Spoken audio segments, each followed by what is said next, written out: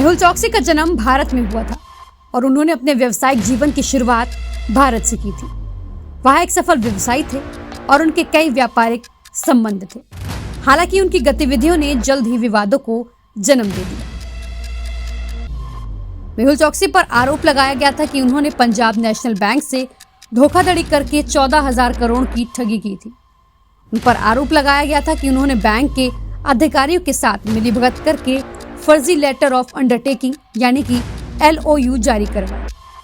मेहुल चौकसी ने भारत से भागने की कोशिश की और उन्हें एंटीगुआ और बारबुडा की नागरिकता मिल गई।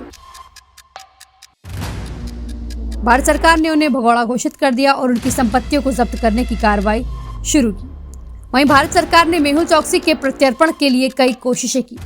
हालांकि मेहुल चौकसी ने अपने प्रत्यर्पण के खिलाफ कई कानूनी चुनौतियां पेश की। मेहुल चौकसी की वर्तमान स्थिति अभी भी विवादित है।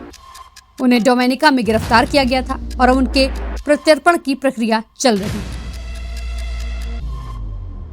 मेहुल चौकसी के खिलाफ कई आरोप लगाए गए हैं। उन पर आरोप लगाया गया है कि उन्होंने बैंक से धोखाधड़ी और फर्जी दस्तावेजों का इस्तेमाल किया। मेहुल चौकसी ने अपने खिलाफ लगाए गए आरोपों से इनकार किया।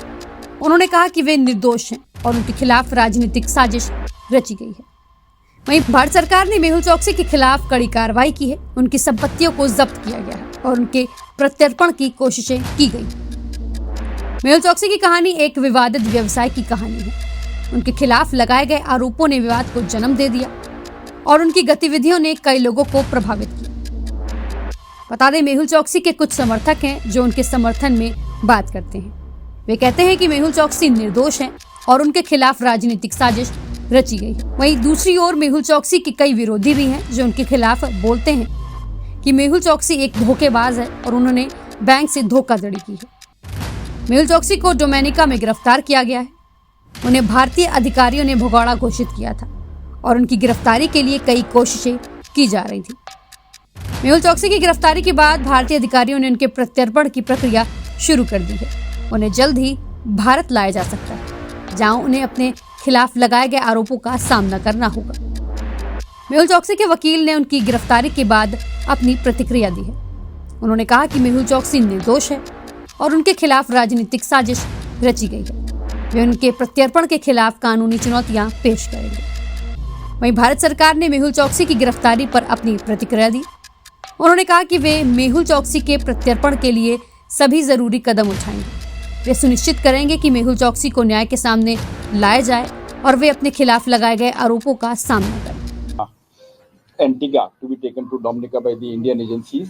That time, because of the torture, he's feeling very claustrophobic and he's got some permanent deformities, and as well as he's suffering from PTSD, this post-traumatic stress disorder. So these are the various issues because of which he should be granted bail. And moreover, now the case has become very strong after this Bhasin's request for extradition has been turned down. Sir, how do you see the enforcement agencies are now pushing for this extradition to India, sir? How do you see that, sir? That's the procedure, and basically we'll be defending it on two grounds. Generally, that it is a political case, and secondly, because of the human condition in India, and in the Sanjeev Bhasin's case, it has already been held that the Indian prison conditions are not human. So, because of that, it will be. अब देखना यह होगा कि मेहुल चौकसी के मामले में आगे क्या कार्रवाई होती है।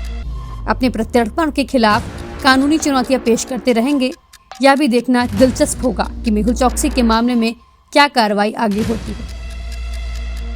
Special desk news plus 24/7।